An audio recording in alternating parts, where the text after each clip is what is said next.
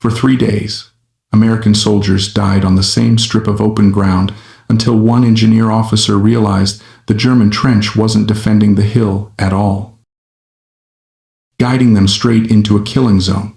By the third morning, the attack had lost its meaning. The same orders were issued, the same routes marked on maps, and the same men stared across the same stretch of open ground near the Rohr River. The Siegfried Line did not look imposing from a distance. No towering walls, no obvious fortifications, just a low rise, a line of earth, and silence. Silence had already killed 23 men. Infantry advanced under cover of mist. They reached the shallow dip before the German line. Then the ground flattened, cover vanished, and machine gun fire arrived from 2 directions at once. Short bursts, perfect timing, no wasted ammunition. Men fell where they stood, pinned with nowhere to crawl and nowhere to retreat. Artillery had been tried. The shells landed where the maps said the trenches were. The Germans simply went underground and waited. When the fire lifted, the guns came back online as if nothing had happened. Tanks could not advance, the approaches were mined, and the ground would not support their weight. Captain Thomas Keller watched from behind the line, not as an infantry commander, but as an engineer assigned to assess river crossings. He had no authority over the assault and no obligation to solve its problems. Yet after 3 days, one fact was impossible to ignore. Germans were not reacting to American attacks. Every approach, every movement, every hesitation was already accounted for in the shape of the terrain. The trench line did not block the Americans, it steered them, and until that was understood, the killing would continue exactly as planned. Keller stopped thinking about how to break the trench and started asking why it worked so well.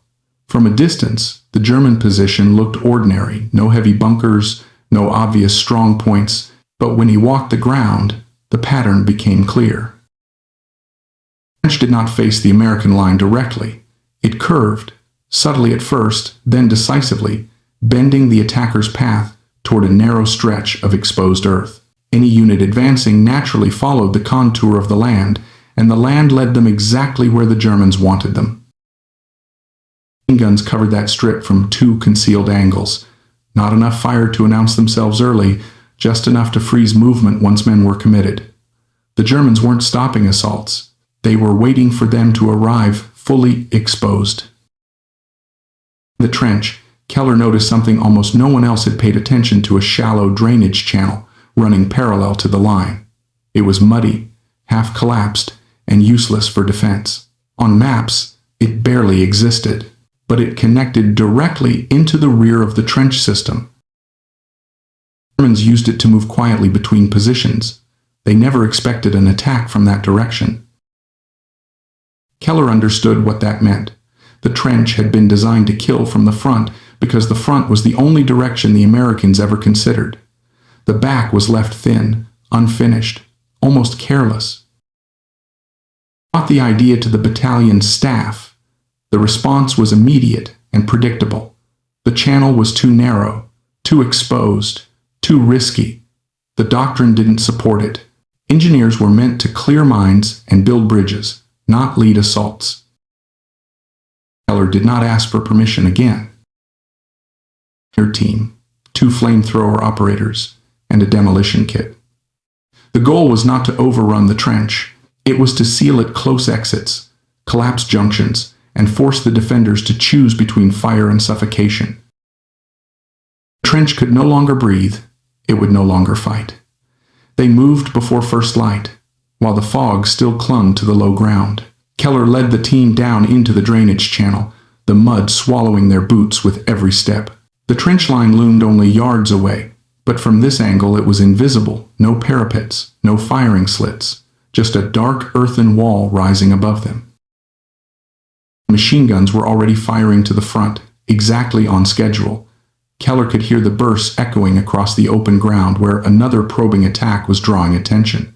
The defenders were focused forward, confident, repeating a pattern that had worked for days.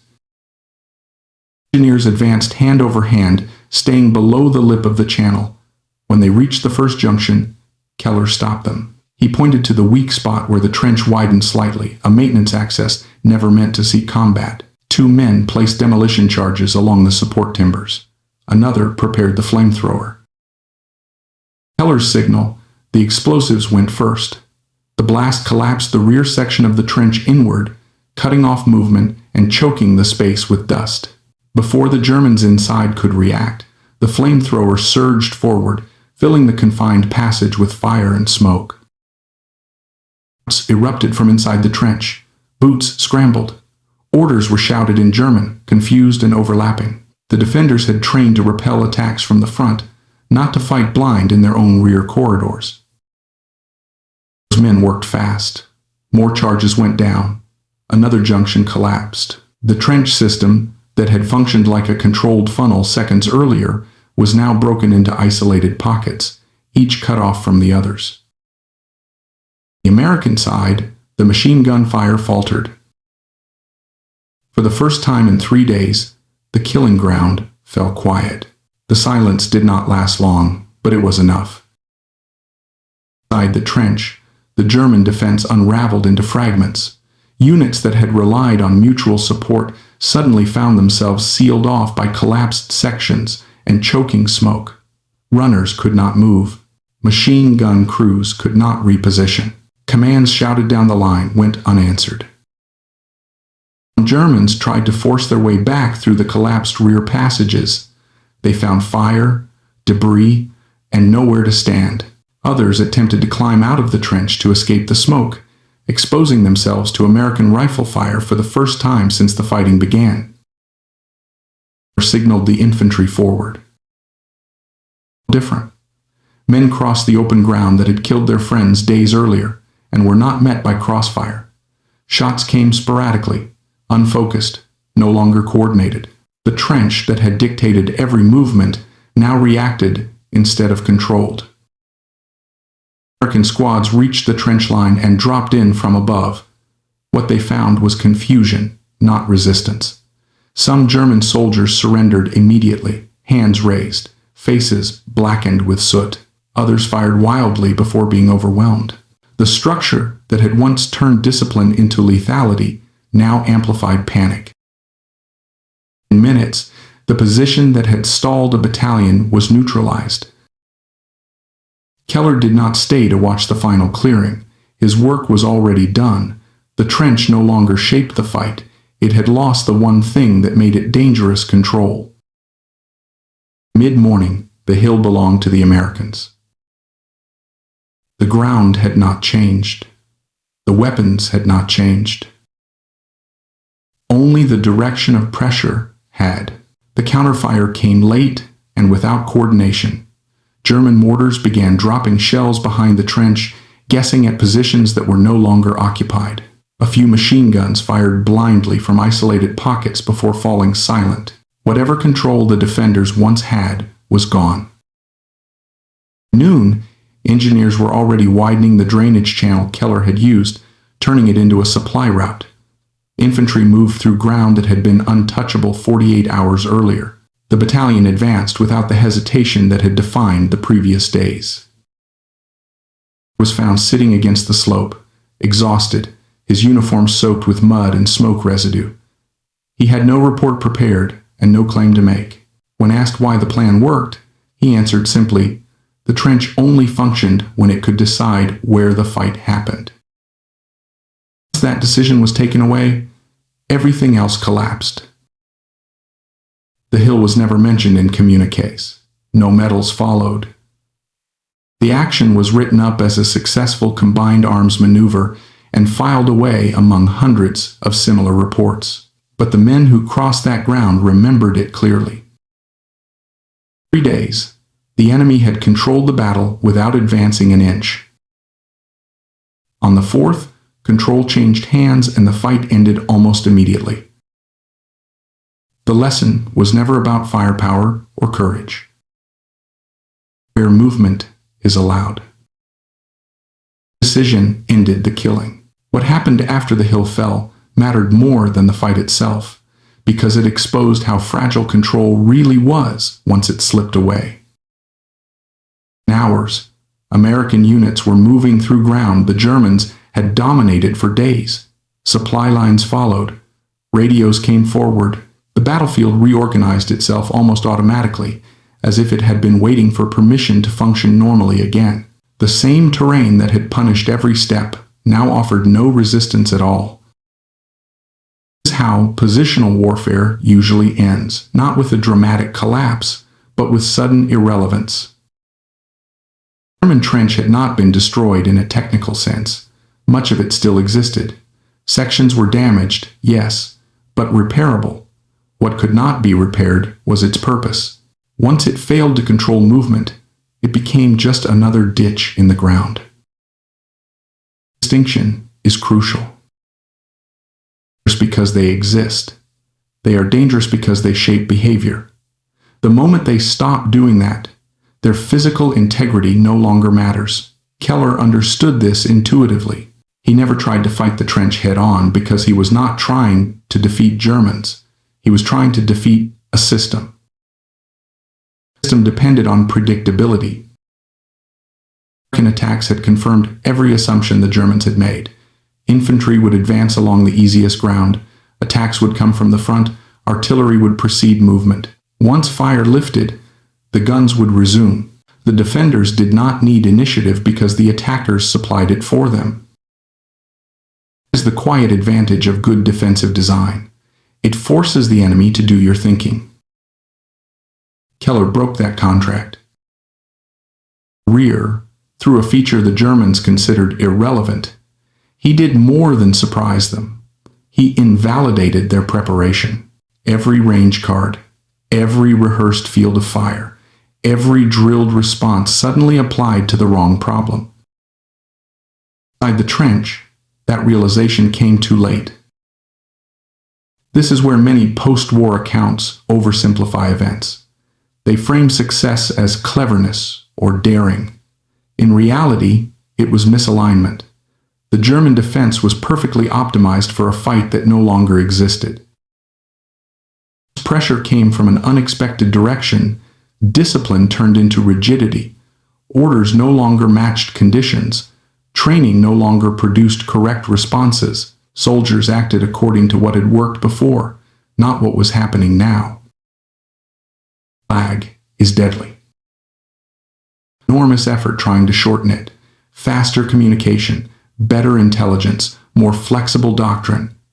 Yet the problem persists because it is human. Under stress, people revert to what they know. When the environment changes suddenly, that instinct becomes a liability. Hill after hill, city after city, wars are decided by who adapts first. Keller's role as an engineer mattered because engineers are trained to think about systems rather than engagements. Bridges, roads, drainage, fortifications, these are not targets, they are enablers. Control them, and behavior follows. Ignore them, and no amount of firepower compensates. Infantry doctrine often emphasizes contact. Engineers emphasize access. At Hill, access was the real weapon. Important because it was hidden. It was important because it bypassed the logic of the defense. The Germans had decided where fighting would occur. Keller chose where it would not. Negative space, the area outside expectation, is where decisive action usually lives. After the war, this kind of thinking would slowly influence doctrine, especially in urban operations. Rather than attacking strong points directly, forces learned to isolate, bypass, and collapse systems from unexpected angles. Sewers, rooftops, rear corridors, features once ignored became critical. In 1945, much of this was still learned the hard way. The men who crossed that hill did not care about theory. They cared that they were no longer being funneled into a killing zone. That relief changed how they moved, how they thought, and how quickly the advance resumed. Morale is often treated as an abstract quality. In reality, it is deeply spatial. Soldiers feel confident when they believe they have options. They break when those options vanish. The trench had taken options away from the Americans. Keller took options away from the trench. The fight. There is also a sobering counterpoint to this story. Had the Germans anticipated an attack from the rear, had they reinforced the drainage channel, the outcome might have been very different. Keller's plan depended on oversight. Innovation often does. This is why success in war is rarely permanent. Every effective tactic becomes obsolete once understood. Every clever solution invites a counter. The advantage lies not in having better answers, but in asking better questions sooner. Germans asked, "How do we stop an attack from the front?" Keller asked, "Why does every attack come from the front?" In the end, no monument marked the drainage channel. No citation described the geometry of the trench. The official records summarized the event in neutral language and moved on. Wars do that. They compress complexity into digestible outcomes. The underlying lesson remains, waiting to be rediscovered. Whenever a position seems impossible to take, it is worth asking whether it is actually strong or merely unchallenged. Whenever losses repeat in the same place, it is worth questioning not execution, but assumption. And whenever doctrine insists on one direction, it is worth examining the others. Control in war is rarely absolute, and habit can be broken. As the advance continued beyond the hill, the significance of what Keller had done became clearer, not because it was celebrated, but because it was quietly copied. In days, other engineer officers were being asked different questions, not how fast they could clear mines, but where the enemy moved when they thought no one was watching. Drainage channels, maintenance corridors, half-collapsed culverts, abandoned farm paths, features once dismissed as irrelevant were suddenly treated as potential keys. The battlefield did not change. The way Americans looked at it did. The shift was subtle, and it did not come from a memo or directive. It came from experience. Units that had been stalled learned that resistance was rarely uniform. Strength was concentrated where doctrine expected contact. Weakness accumulated where habit bred neglect. Germans understood this principle well when they built their defenses. They chose where to be strong by predicting where the enemy would appear. Their mistake was assuming that prediction would hold forever. It really does. In warfare is believing that the enemy will continue to behave rationally according to your expectations. In reality, pressure changes behavior. Loss changes priorities. Desperation creates risk. And boredom breeds blind spots. The drainage channel behind the trench existed because terrain demanded it, not because planners wanted it.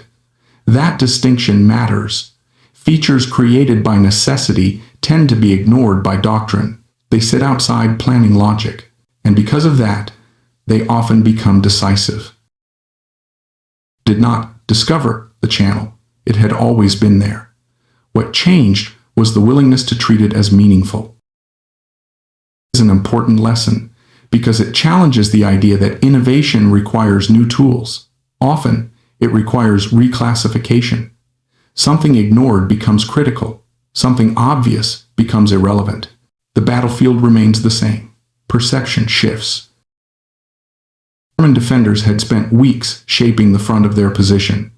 They had rehearsed fields of fire, calibrated distances, memorized approach routes. All of that labor was rendered useless in minutes, not because it was poorly done, but because it was done too narrowly. This is the risk of specialization. The better you are at defending one thing, the more vulnerable you become to something else. Americans pushed forward. Prisoners taken from the trench described their confusion. They had heard explosions behind them and assumed friendly artillery was falling short. They waited for orders that never arrived. When smoke filled the passages, they believed it was temporary. By the time they realized the rear was compromised, the structure that allowed coordinated defense no longer existed. Nation is fragile. It depends on movement, communication, and trust that space remains navigable. Remove any one of those, and even disciplined units fracture. What happened in the trench looked like collapse. From the inside, it felt like isolation. Small groups cut off from command, each reacting to incomplete information, each making decisions that made sense locally but worsened the situation globally. Dynamic appears again and again in warfare. Large formations fail not when they are overwhelmed everywhere, but when connections fail in key places. Once that happens, strength becomes irrelevant. Americans benefited from this without fully understanding it at the time. They saw a successful maneuver and moved on, but the deeper implication lingered, especially for those who had watched men die repeatedly on the same ground. Repetition is a warning sign. It usually means something structural is wrong. Either the enemy has found a stable advantage, or you have accepted a flawed premise. Continuing to apply effort without challenging that premise rarely changes the outcome. Hill after hill, war teaches this lesson and then watches it be forgotten. One reason it is forgotten is because it is uncomfortable. It suggests that suffering is sometimes prolonged not by necessity, but by unwillingness to rethink. That does not sit easily with narratives of sacrifice and perseverance. Yet acknowledging it does not diminish courage. It honors it by refusing to waste it. He never framed his action as heroism. To him, it was problem-solving under constraint. That mindset matters because it resists romanticizing risk. It treats danger as a variable, not a virtue. Distinction is crucial in how stories like this are remembered. If the lesson becomes, be bold, it will be misused.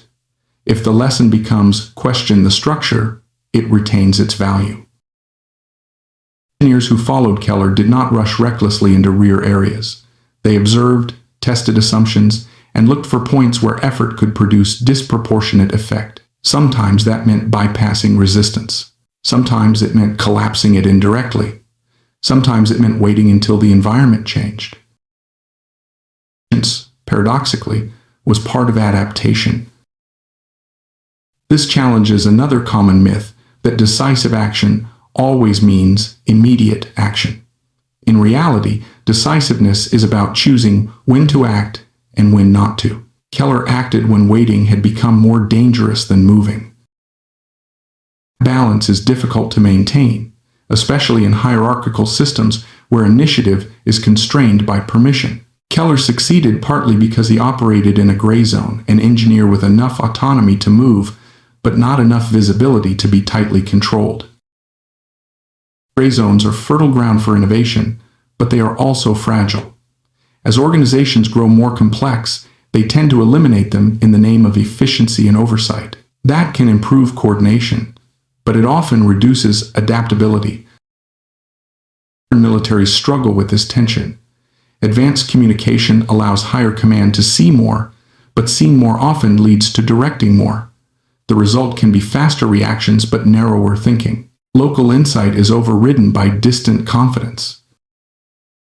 209's lesson, applied broadly, is not about ignoring command, but about respecting locality. Those closest to the problem often understand it best, not because they are smarter, but because they are immersed in its constraints. His immersion was literal. He walked the ground. He followed the contours. He noticed what maps omitted. That physical engagement with terrain produced insight no report could. An age increasingly dominated by screens and abstractions, this matters more, not less. Technology can reveal features. It cannot always explain their significance. That still requires interpretation, judgment, and sometimes intuition born of unrelated experience. Drainage channel mattered because Keller understood systems, a rancher's son understood cattle, a bridge builder understands load paths. These perspectives translate across domains because they are about constraints, not content. War does not reward those who know the most facts. It rewards those who understand relationships. The German trench failed because its designers assumed relationships would remain static. The Americans broke that assumption. The campaign continued, similar patterns repeated. Positions that seemed strong fell quickly once their controlling features were neutralized. Others held longer because they adapted, reinforcing overlooked angles, changing patterns, denying access. Back and forth is how warfare evolves. Not through grand innovations, but through incremental adjustments driven by observation and loss. 209 sits at one point in that process. It is not unique, it is representative. Accurately matters, not as myth, not as morality play, but as case study. Tragedy would be to turn it into something inspirational without making it instructive. Courage without understanding is expendable. Understanding without courage is inert. The intersection is rare and costly. Survived his action. Many do not. Survival does not validate insight any more than death invalidates it. Outcomes are contingent. Lessons are not. The lasting value of this story lies in how it reframes failure. The Americans did not fail because they lacked strength. They failed because they accepted the enemy's framing of the fight. Once that frame was broken, resistance evaporated faster than expected. This pattern applies far beyond military history. Any competitive environment where one side dictates the terms can produce similar stagnation. The solution is rarely more effort within those terms. It is changing the terms themselves. It requires stepping outside habit. It is also dangerous. 209 was not defeated by force alone. It was defeated by curiosity, by someone asking why something worked instead of how to endure it. Question, asked early enough, saves lives. Asked too late, it becomes a post-war lesson. This story exists so the balance tips, however slightly, toward the former. As the front moved east, the memory of that hill began to fade for most of the men who had crossed it. New terrain replaced old problems. Forests replaced open ground. Villages replaced trenches. But the underlying dynamic followed them everywhere. Wherever movement was predicted, resistance concentrated. Wherever movement was ignored, opportunity waited. This is the deeper continuity of war that individual battles rarely reveal on their own. What Keller disrupted was not a single position, but a pattern of thinking. The German defense assumed that the attacker would behave correctly. The American attacks had reinforced that assumption until it hardened into certainty. Once certainty sets in, vigilance decays, not everywhere, but at the margins, and margins are where systems fail. Margins are uncomfortable spaces. They are poorly defined, poorly resourced, and rarely glamorous. Commanders prefer clarity, front lines, main efforts, decisive points. Margins feel like distractions. Yet margins are where adaptability lives. Drainage channel was a margin. Water needed somewhere to go. It was not designed as a tactical feature. No officer had drawn it into a plan and said, "This will matter." That is precisely why it mattered. It was not optimized, rehearsed, or psychologically reinforced. Repeatedly punishes over-optimization. A system tuned perfectly for one problem becomes brittle when the problem changes. The German trench was an elegant solution to a frontal assault. Its very elegance made it vulnerable to lateral disruption. When that disruption came, the defense did not degrade gracefully. It snapped. Brittleness is visible not only in defensive works, but in organizations themselves. Units trained narrowly perform brilliantly under expected conditions and poorly outside them. Leaders rewarded for efficiency struggle with ambiguity. Procedures designed to reduce error amplify surprise. Success highlights an uncomfortable truth. Adaptability often looks like disorder until it works. On the outside, his action could easily be misread as risky improvisation. From the inside, it was disciplined analysis applied to a neglected variable. The difference lies in understanding constraints. He did not violate physics. He used it. Once the trench's internal connections were broken, the defenders could no longer coordinate. Coordination is the hidden backbone of combat power. Firepower without coordination is noise. Training without coordination is panic. Numbers without coordination are just bodies. This is why isolation is so lethal. Examples of units that fought well until they were cut off. Once isolated, even elite formations collapse rapidly, not because they lose courage, but because they lose context. Orders stop making sense. Actions stop reinforcing each other. Individuals are forced to solve problems meant for groups. That is what happened in the trench. Weapon. Many still had ammunition. What they lacked was a shared understanding of what was happening and what to do next.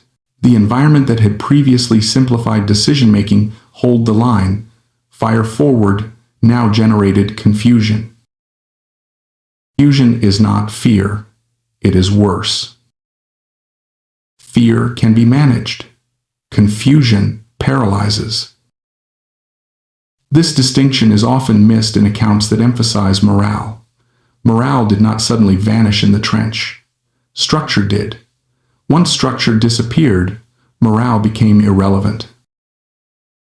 American infantry sensed this almost immediately. The absence of coordinated fire changed how they moved. Men who had hugged the ground now advanced upright. Squads that had crept now ran. Confidence returned not because of encouragement, but because the environment no longer punished movement. Feedback loop environment shaping behavior, behavior shaping outcome, is fundamental to combat. Leaders who understand it can change battles quickly. Those who do not are condemned to slow, costly attrition. His role as an engineer mattered again here. Engineers are trained to think about load paths, failure points, and cascading effects. When a bridge fails, it is rarely because every component breaks at once. One critical element fails, and the rest follow. The trench was a bridge of earth and habit, and the rest cannot carry the load. This way of thinking is not intuitive for officers trained primarily in maneuver and fire. It requires stepping back from the fight to see the system producing it. That distance is hard to maintain when lives are being lost in front of you. Without that distance, repetition sets in. Repetition is the enemy's ally and confirms the defender's assumptions. Every repeated loss strengthens their confidence. This asymmetry is dangerous because it rewards the side already advantaged by terrain. After hill, this dynamic plays out. Attackers tell themselves they are wearing the enemy down. Defenders tell themselves they are holding. Often, neither is true. One side is simply trapped in a loop. Breaking loops requires reframing, not reinforcement. This is why Keller's action resonates beyond its immediate context. It was not a new tactic so much as a new question applied to an old problem. Instead of asking how to survive the trench, he asked how the trench survived. Conversion matters. And in other complex systems stem from asking the wrong question very well. Enormous effort is spent optimizing responses to a flawed framing. Success arrives only when the framing itself is challenged. Veterans framed the fight as frontal defense. That frame rejected it. Not require superior resources. It required curiosity and the willingness to look foolish if wrong. That willingness is rare in hierarchical systems where deviation carries personal risk. He took that risk quietly. He did not grandstand. He did not issue speeches. He acted. Aftermath was telling. There was no parade of recognition, No immediate doctrinal shift announced. The system absorbed the result without fully acknowledging its cause.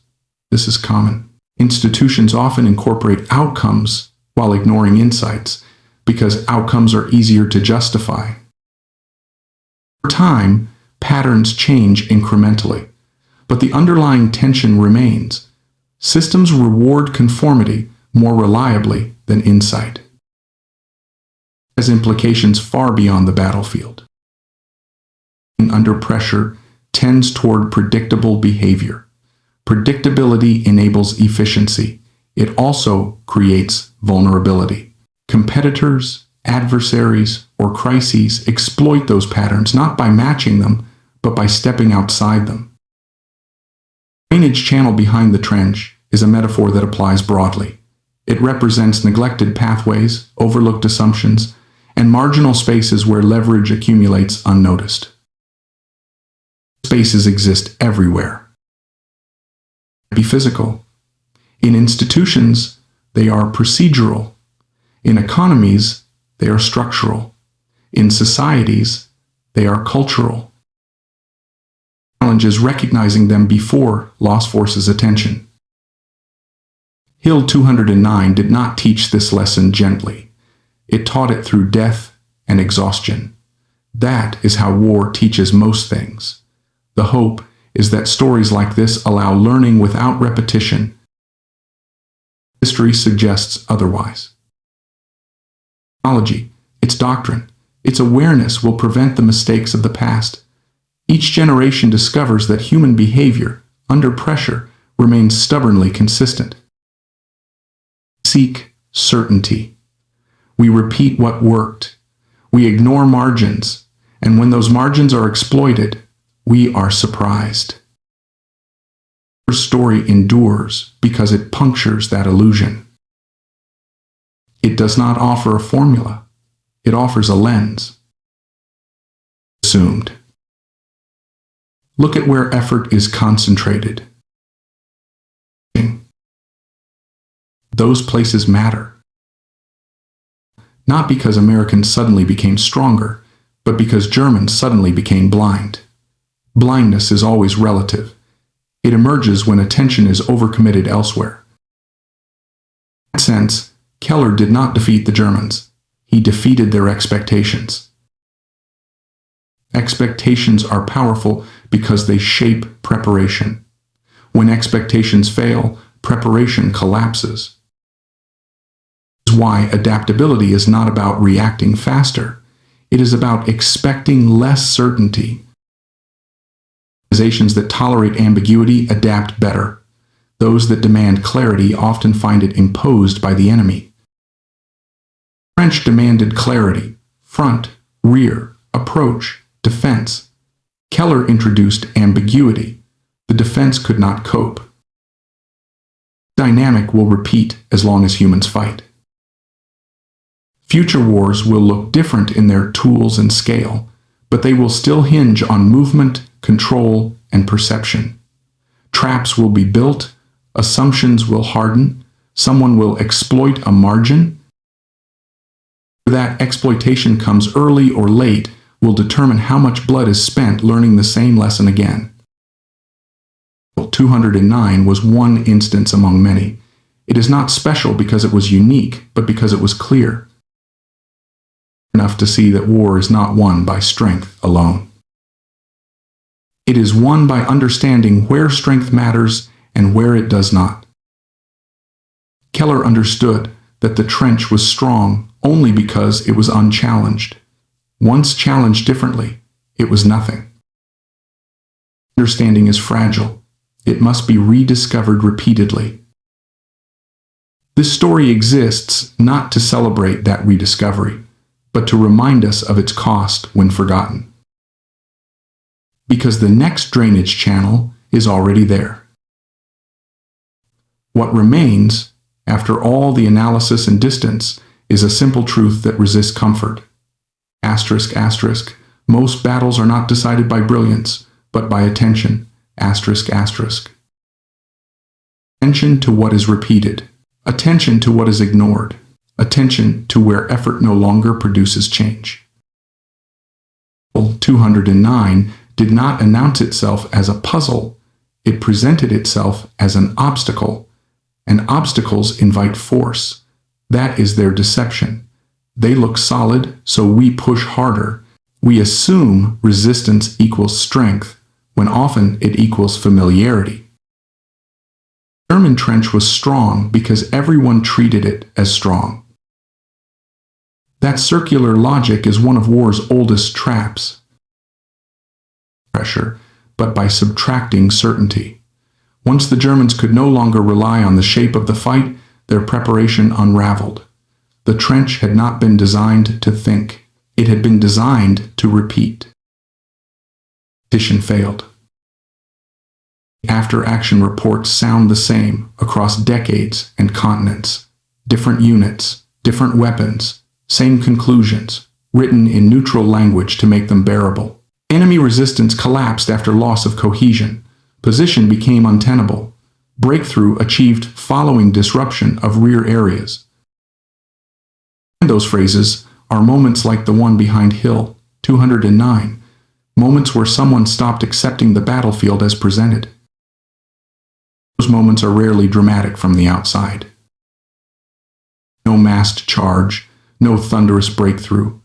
Just a few men moving through a place no one thought mattered, applying pressure where it had never been applied before.